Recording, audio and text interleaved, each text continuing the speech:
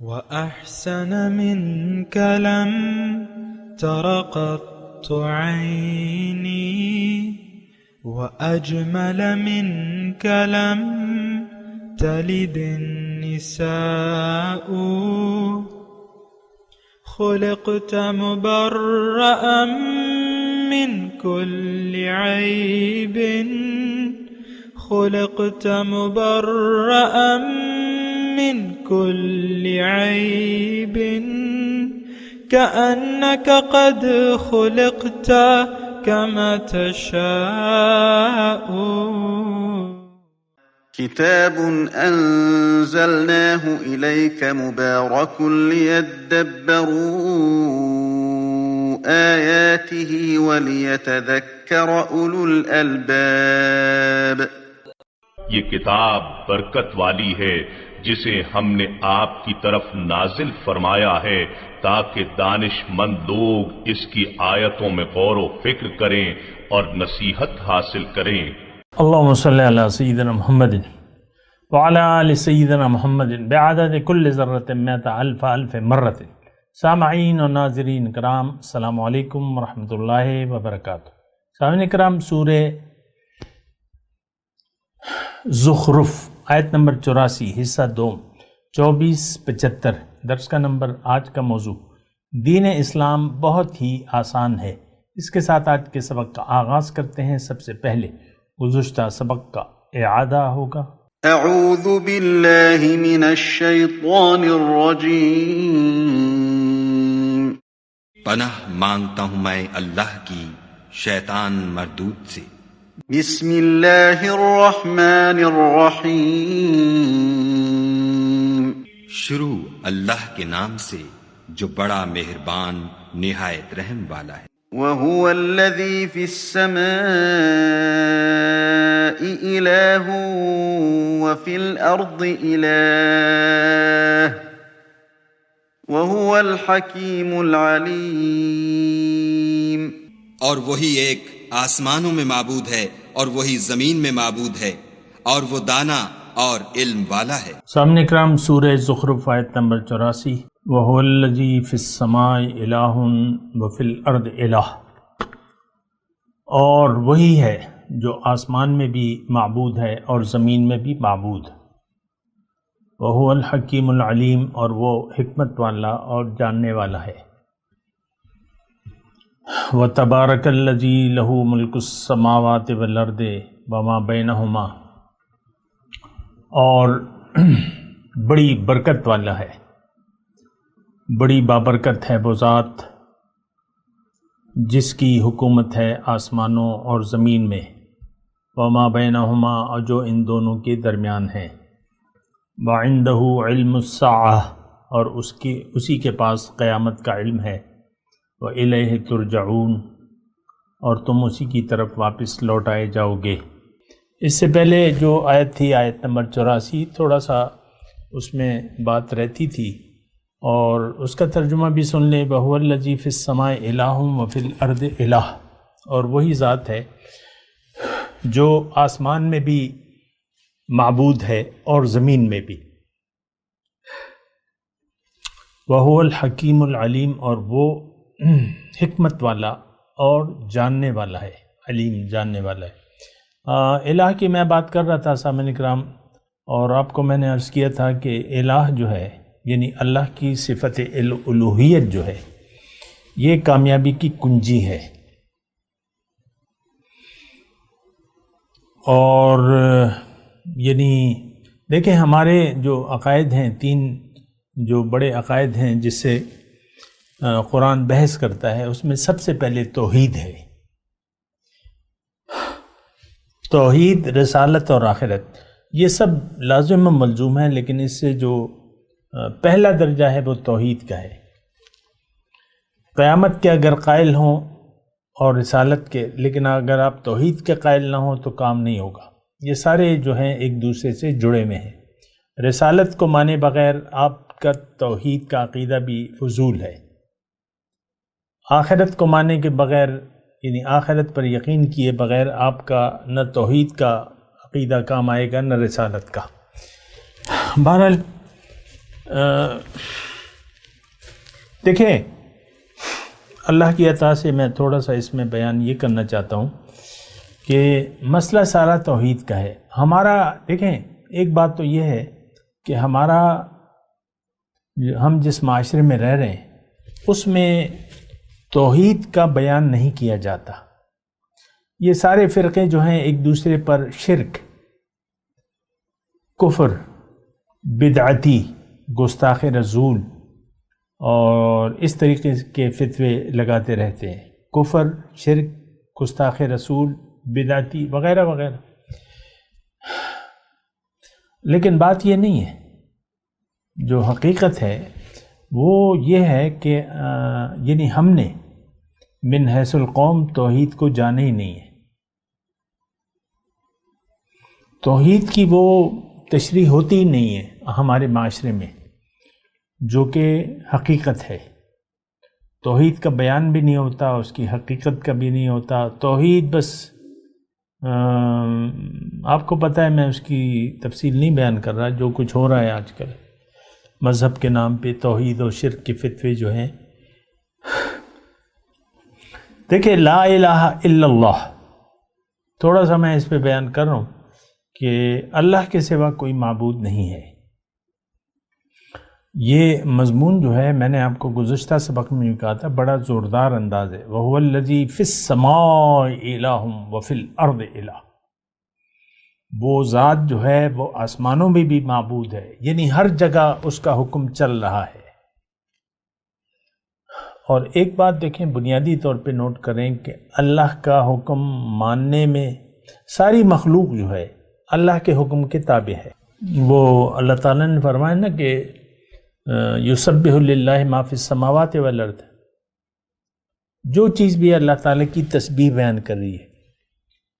اور وللہ یسجد، اللہ ہی کے سامنے سجدہ ریز ہے، یعنی سر جھکائے ہوئے جو بھی ہے زمینوں میں مخلوقات. آپ کو پتہ ہے اس میں زیادہ تفصیل کی ضرورت نہیں ہے. ایک انسان وہ مخلوق ہے جس کو اللہ تعالیٰ نے اختیار دے دیا ہے. اور ایک بات تو یہ ہے بنیادی طور پہ کہ ہماری منزل دنیا نہیں ہے. ہم دھوکہ کھا چکے ہیں اور دنیا کو منزل بنا لیا ہے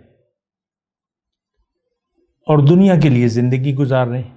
یہ بہت بری بات ہے، بہت بری بات ہے. اور یہ جب دھوکہ، یعنی کوئی اس دھوکے کا شکار ہو جائے تو ظاہر ہے پھر وہ دنیا ہی کے لیے زندگی گزارے گا.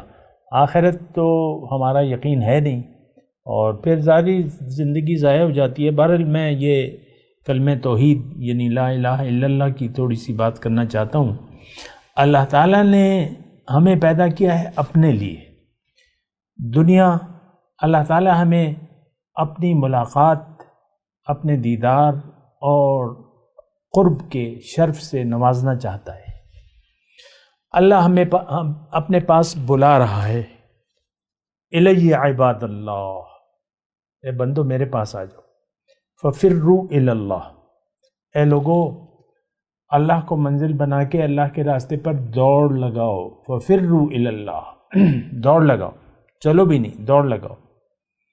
اور اگر تم نے دوڑ نہ لگائی، اللہ کو منزل بنا کے اللہ کے راستے پر دوڑ نہ لگائی، انی لکم منہ نذیر مبین کے الفاظ ہیں کہ میں اس کی طرف سے تمہیں صاف صاف ڈرانے والا ہوں. اچھا، مضمون کیا ہے؟ مضمون یہ ہے منزل اللہ، مقصود، محبوب اور مطلوب اللہ. اب اللہ تک پہنچیں گے کیسے؟ دیکھیں، اس میں ایک اور بات میں ایڈ کرنا چاہتا ہوں، وہ یہ ہے کہ انی جاعل فی الارض خلیفہ، کہ میں زمین پر اپنا نائب بنانا چاہتا ہوں، بنا رہا ہوں. تو وہ یعنی انسان کو اللہ تعالیٰ نے خلیفہ بننے کی استعداد دے کر دنیا میں بھجوایا ہے. یعنی اللہ کا خلیفہ یہ بن سکتا ہے اور اتنی استعداد اس میں موجود ہے کہ یہ اللہ کا خلیفہ بن سکے، اور اس کی نجات بھی اس میں ہے. یہ بات بھی نوٹ کر لیں. یہ اپنی زندگی کی معراج تک تب پہنچے گا جب یہ اللہ کا خلیفہ بن جائے، اللہ کا نائب بن جائے۔ یعنی آسان الفاظ میں اگر آپ کو کہوں، جو سننے والے ہیں ان کانوں کو، کہ اگر آپ اللہ کی ملاقات، اللہ کے تقرب اور اللہ کے دیدار کا صلاحیت اپنے اندر پیدا کرنا چاہتے ہیں تو اس کا ایک ہی طریقہ ہے کہ آپ اللہ کے خلیفہ بن جائیں، اللہ کے نائب بن جائیں۔ تب آپ میں، یعنی جب آپ خلیفۃ اللہ بنیں گے تب آپ میں صلاحیت پیدا ہوگی اللہ کی ملاقات کی، اللہ کے تقرب کی اور اللہ کے دیدار کی۔ اور اگر آپ خلیفۃ اللہ نہ بنے تو آپ میں تو صلاحیت پیدا نہیں ہوگی۔ اب خلیفۃ اللہ بنیں گے کیسے؟ جب آپ، بہت آسان میں آپ کو نقطہ بتا رہا ہوں، اس کو نوٹ کریں۔ جب آپ اپنی مرضی چھوڑ کے اللہ کی مرضی سے زندگی گزاریں گے تو آپ اللہ کے خلیفہ بن جائیں گے۔ مختصر بات ہے، اپنی مرضی چھوڑ کے اللہ کی مرضی کو اگر آپ قبول کر لیں گے، یعنی ہدایت کو، یعنی شریعت کو، یعنی اگر آپ محمد الرسول اللہ کے طریقے کے مطابق زندگی گزاریں گے، ان کی مکمل پیروی کریں گے، ان کے راستے پر چلیں گے، ان کے نقش قدم پر چلیں گے، ان کا اسوہ حسنہ اپنا لیں گے، تو پھر آپ خلیفۃ اللہ بن جائیں گے۔ اب آپ مومن ہیں، متقی ہیں، اور جنت آپ کے لیے ہے، یہ بات نوٹ کر لیں۔ میرے بعض سننے والے، بعض ساتھی جو ہیں وہ کہتے ہیں آپ ہمیں ڈراتے بہت ہیں۔ نہیں، میں تو آپ کو خوشخبری دے رہا ہوں، بہت آسان راستہ بتا رہا ہوں، اور اگر آپ یہ خوشخبری قبول نہیں کرتے پھر آپ کے لیے تو وعید ہے۔ دیکھیں، یا تو آپ متقی ہوں گے یا نہیں ہوں گے۔ دو ہی صورتیں ہیں اس وقت بھی دنیا میں، ایک نافرمان لوگ ہیں، ایک متقی لوگ ہیں، ایک فرما بردار لوگ ہیں، ایک نافرمان لوگ ہیں، مسلم ہیں یا فاسق ہیں، مسلم ہیں یا مجرم ہیں، یہ مضمون تو گزر چکا ہے۔ آج کا مسلمان، یہ سارا ٹولہ جو ہے،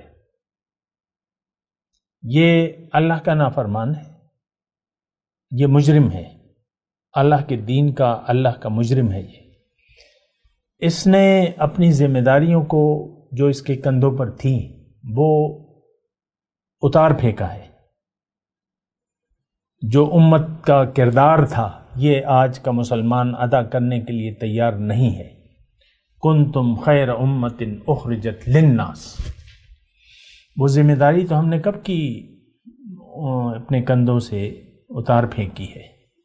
آج تو ہر انسان، ہر مسلمان جو زبانی دعوے کر رہا ہے، یہ تو اپنے عیش و آرام و آسائش، شغل میلہ لگایا ہوا اس نے، اور دنیا کے پیچھے دوڑ رہا ہے۔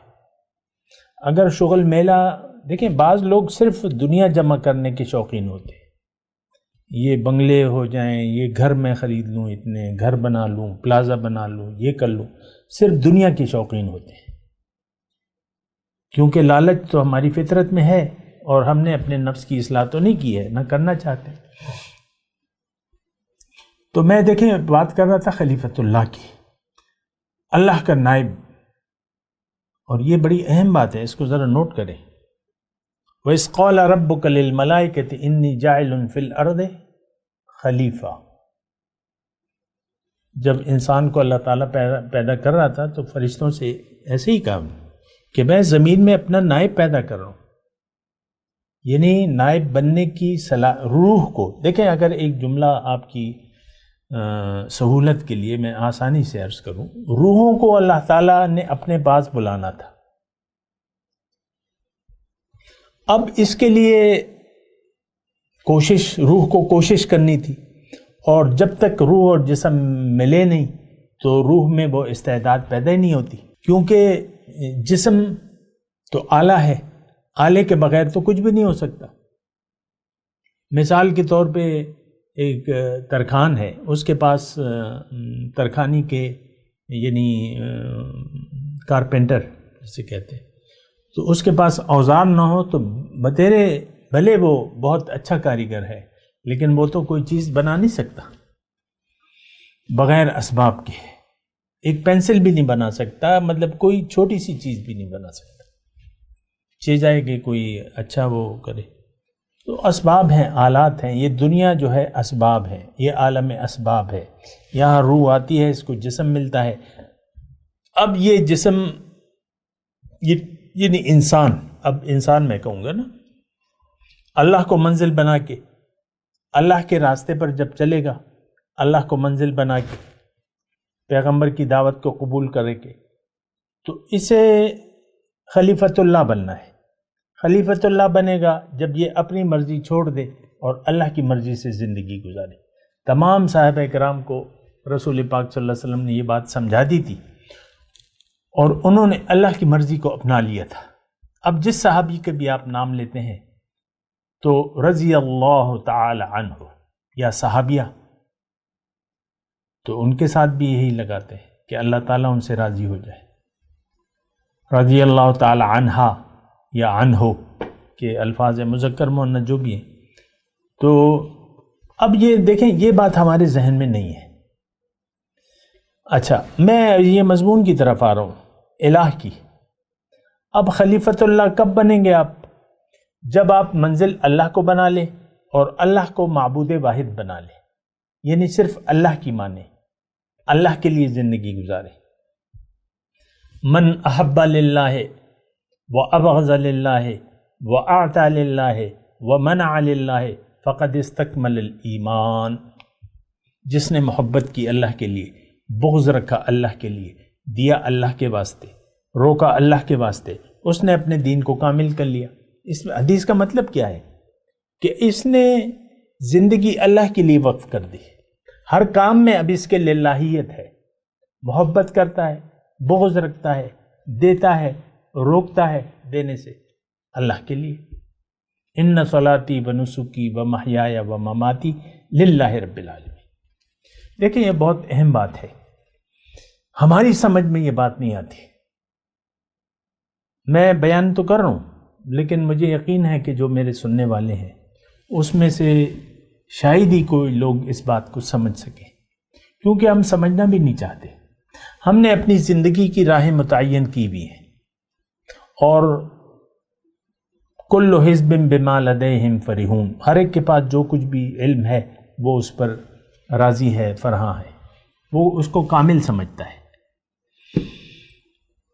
تو بہرحال میں الہ کی بات کر رہا ہوں. لا الہ الا اللہ کا مطلب یہ ہے کہ جب آپ یہ کہتے ہیں تو در حقیقت آپ تسلیم کرتے ہیں کہ میری منزل تو اللہ ہے.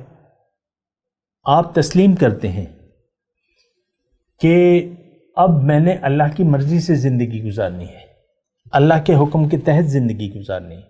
محمد الرسول اللہ جب آپ کہتے ہیں تو آپ یہ تسلیم کرتے ہیں کہ اب میں نے محمد الرسول اللہ کے طریقے کے مطابق زندگی گزارنی ہے. اللہ کا حکم میں نے قبول کرنا ہے محمد الرسول اللہ کے طریقے کے مطابق. یہ بہت ضروری بات ہے. یہ دونوں یعنی محمد الرسول اللہ جو ہے وہ ایمان کا جزو لا ينفک ہے، اس کے بغیر کلمہ مکمل نہیں ہے. جب تک آپ محمد صلی اللہ علیہ وسلم کے طریقے پر راضی نہ ہوں آپ کا ایمان بیکار ہے ہی نہیں. ایمان مشروط ہے. آقا کی، حضور صلی اللہ علیہ وسلم کی جو اطاعت ہے یہ مشروط ہے کلمہ طیبہ کے ساتھ. بے مصطفیٰ برساں کہ دی ہم اوست، گرب او نہ رسیدی تمام بول حبیست. دین اگر آپ قبول کرنا ہے تو اس کا طریقہ محمد مصطفیٰ صلی اللہ علیہ وسلم کا طریقہ ہے، اس کو آپ کو قبول کرنے کا. اگر آپ نے وہ نہیں قبول کیا تو آپ ابو لہب کے راستے پر ہیں. گرب او نہ رسیدی تمام بول حبیست. بہرحال میں آپ کو یہ کہہ رہا ہوں هو الذی فی السماء الہ و فی الارض الہ، وہ ذات ہے، آسمان میں بھی معبود ہے. اور تو یہ میں نے اللہ کی عطا سے، اللہ کی توفیق سے آپ کو یہ بات کہہ رہا ہوں.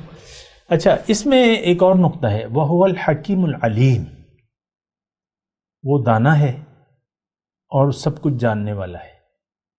یہ بڑی اس میں مطلب سوچنے کی بات ہے. اچھا اب دیکھیں، ہمیں تو شریعت کے نام سے چڑ ہوتی ہے،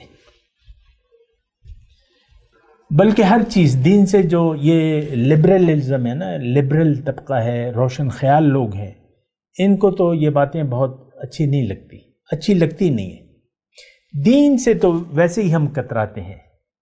اور ایک بات اور کہ دین کی آج ہم لوگ ضرورت بھی نہیں محسوس کرتے. کیا روشن خیال اور کیا لبرل، کیا عام اور خاص. اصل میں تو دین کو ہم نے سمجھا ہی نہیں ہے کہ دین ہے کیا. دین تو نام ہے اپنی مرضی چھوڑ کے اللہ کی مرضی کو قبول کرنے کا. یہ کام ہم کرنے کو تیار نہیں ہے. آپ دیکھ لینا، ہم میں سے ہر شخص کا اپنا مزاج ہے، اور اپنی انا، اپنی ایگو ہم کوئی قربان کرنے کے لیے تیار نہیں ہے. چاہے وہ اللہ ہی کا حکم ہو، لیکن ہم وہ ماننے کے لیے بھی تیار نہیں ہیں. ہماری حالت تو بہت زیادہ بری ہے. دین کا تو انکار ہے. سورہ معون ہمارے بارے میں ہے. ارائیت الذی یکذب بالدین، کیا دیکھا ہے تم نے اس شخص کو جو دین کو جھٹلاتا ہے. ہم نے دین کو جھٹلا دیا ہے اپنے عمل سے. دین کے دو معنی ہیں، روزے جزا یا زندگی گزارنے کا طریقہ. ہم نے دونوں کو جھٹلا دیا ہے.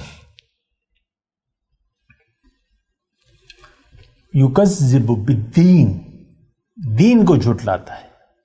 ہم نہ روزے جزا کو مانتے ہیں، نہ شریعت کو مانتے ہیں، نہ محمد رسول اللہ کے طریقے کو مانتے ہیں. آپ برا نہ مانیں، لیکن حقیقت یہی ہے. مانتے ہیں تو مان لے. مجھے پتہ ہے آپ برا نہیں مانتے، کیونکہ دین میں آپ جو کچھ بھی کہہ دیں، کافر کہہ دو، مشرک کہہ دو، منافق کہہ دو، بس آپ کو کوئی چیز اثر نہیں کرتی.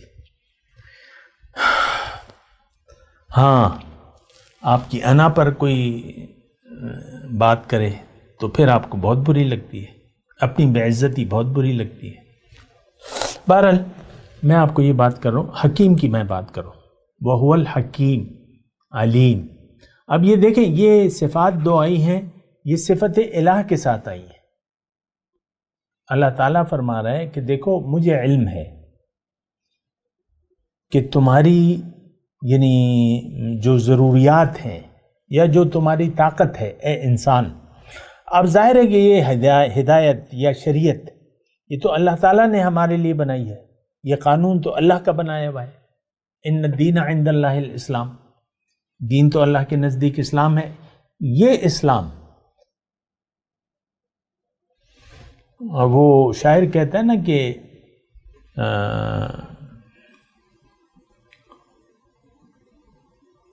چمی گویم مسلمانم بلرزم کہ دانم مشکلات لا الہ، کہ میں جب اپنے آپ کو مسلمان کہتا ہوں میں لرز جاتا ہوں، کہ مجھے پتہ ہے کہ دین کہ لا الہ میں کتنی مشکلات ہے. لا الہ میں تو کوئی مشکلات ہے نہیں، لیکن ہمیں مشکل لگتا ہے. دیکھیں، محبوب کے لیے قربانی دینا یہ تو بہت آسان بات ہے، اس میں کیا مشکل ہے؟ مال و جان قربان کریں تو یہ کوئی قیمت ہے ہی نہیں. جیسے کہ 1000 کلو سونا آپ کو 1 روپے میں مل جائے. کتنے میں؟ کتنا سونا؟ 1000 کلو، 24 کیرٹ، 1000 کلو آپ کو 1 روپے میں کوئی دے دے. اس سے بھی سستا سودا ہے یہ جنت کا سودا جو ہے.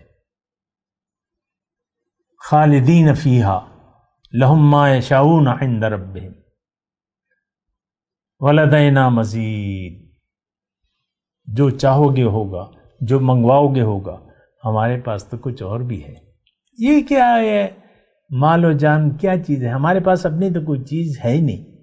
جو ہے وہ اللہ کی دی ہوئی ہے. اللہ کہتا ہے اس میں ملکیت کا دعویٰ مت کرو، میری مرضی سے استعمال کرو. تو اس میں مشکل کیا ہے؟ یہ ہم کرتے ہیں نا. دیکھیں، نوکریاں ہم کرتے ہیں نا، نوکریاں کرتے ہیں تو وہ باس بعض اوقات سٹک ہوتا ہے، ڈسپلن رکھتا ہے. لیکن آپ کی تنخواہ بڑی ہے تو آپ ڈسپلن میں آ جاتے ہیں۔ انعام کتنا بڑا ہے، وجوہ یومئذ ناظرۃ الی ربہا ناظرہ، اس دن بعض چہرے تر و تازہ ہوں گے، اپنے رب کو تک رہے ہوں گے۔ وجوہ یومئذ مسفرۃ ضاحکۃ مستبشرہ، اس دن بعض چہرے خوش ہوں گے، ہنس رہے ہوں گے، مسکرا رہے ہوں گے۔ ضاحکۃ مستبشرہ، اور خوشی سے سرشار ہوں گے۔ کوئی قیمت نہیں ہے، آپ کے پاس ہے کیا جو آپ دیں گے؟ جو دیا ہے اللہ نے بس وہی دے دیں۔ جان دی ہوئی اسی کی تھی، حق تو یہ ہے کہ حق ادا نہ ہوا۔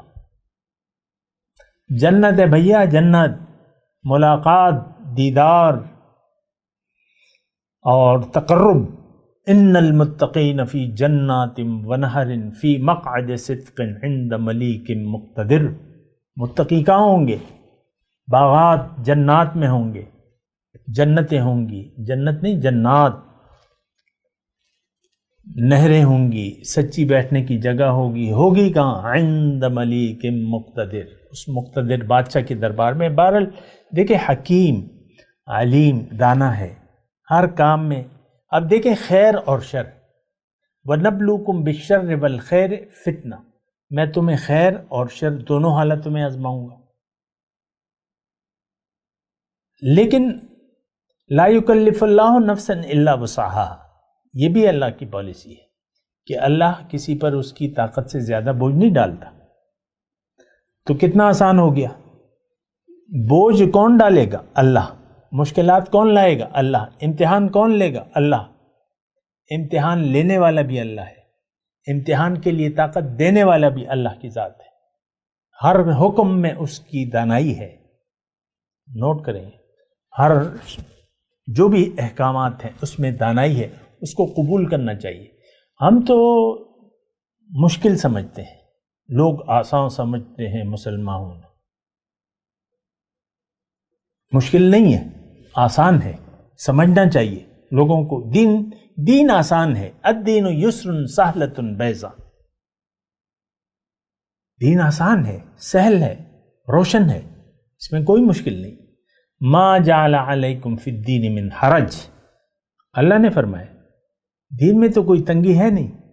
الدین یسر سہلۃ بیضاء، دین آسان ہے، سہل ہے، روشن ہے۔